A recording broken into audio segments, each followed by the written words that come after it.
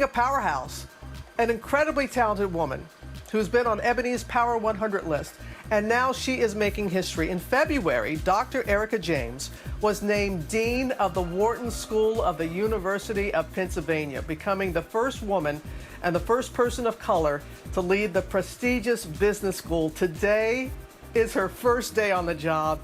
She is joining us live right now from Philadelphia. It is wonderful. I have been looking forward to meeting you and to sharing you with our audience on your very first day on the job. Congratulations. How are you feeling this morning? Thank you, Robin. I feel great. I'm excited.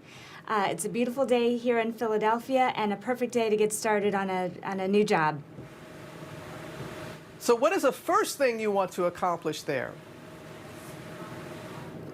Well, you know, had you asked me this question back in February when my announcement was made, I would have said something very different. But in the past couple of months, the world has really changed. We have focus on racial justice. We have the COVID pandemic. So really, the impact that those events have had on higher education means that my first set of initiatives will have to be facing how do we bring together an incredibly successful student experience for our students when they come back in the fall.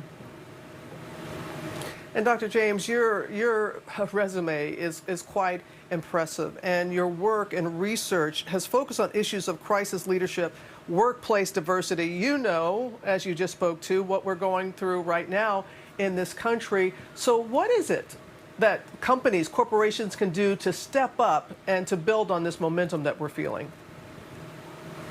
Thank you for that question, Robin. Now is really an important moment in our nation's history, and we've seen the impact and the focus that executives across all companies and industries have had around racial justice. And so many of them have written really passionate letters to their communities and stakeholders about the need to do things differently.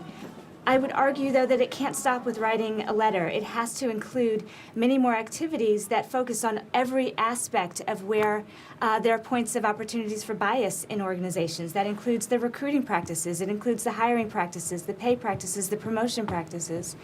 One of the things that is very clear as an opportunity is to expand where people look for talent. We often say that there's not a pipeline of diverse talent. Well, there's not a pipeline if you look in a very narrow set of places for that talent. And one of the things that companies can do differently is broaden where they go to identify where there's possibly really exceptional talent that might be untapped.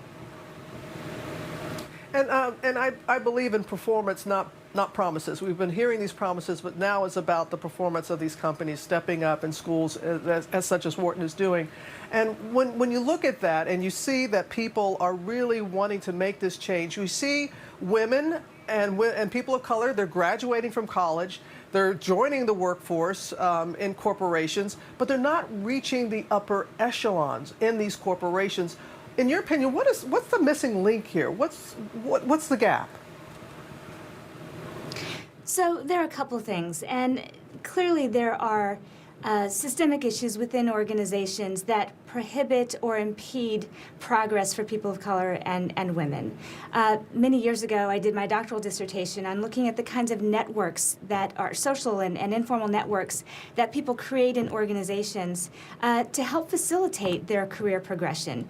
And the networks for white Americans in corporate America look very different from the networks of black folks in corporate America. And the access that they have to people who are in the room making decisions around the projects, the pay, and the promotion impedes or can facilitate progress. And so we need to make sure that the relationships that people are able to really establish and build can help promote the kinds of diversity at the upper levels in the organization.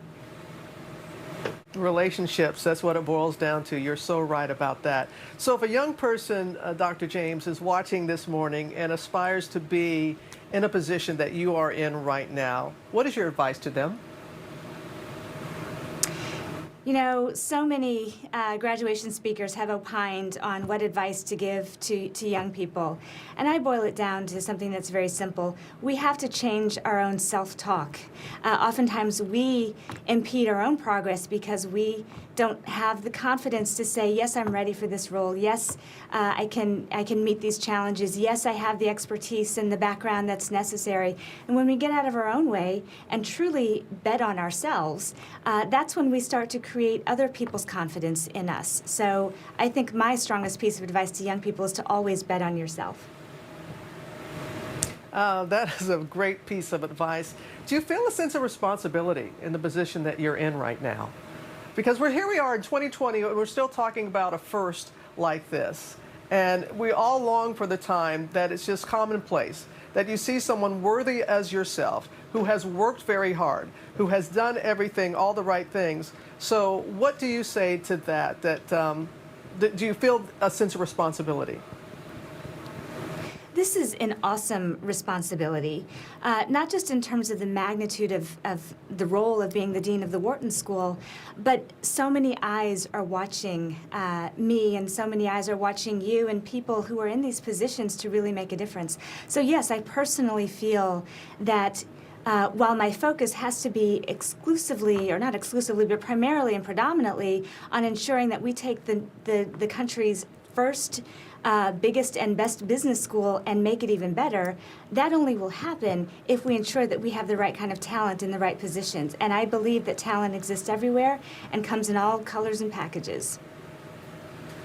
I couldn't agree with you more. Well, you've got some work to do. This is your first day on the job. So thank you very much for sharing a bit of your first morning with us. Very excited for you and very proud of you, Dr. James. Thank you for the example that you are continuing to set for all of us. Thank you, Robin. Delighted to be here. All right, you take care.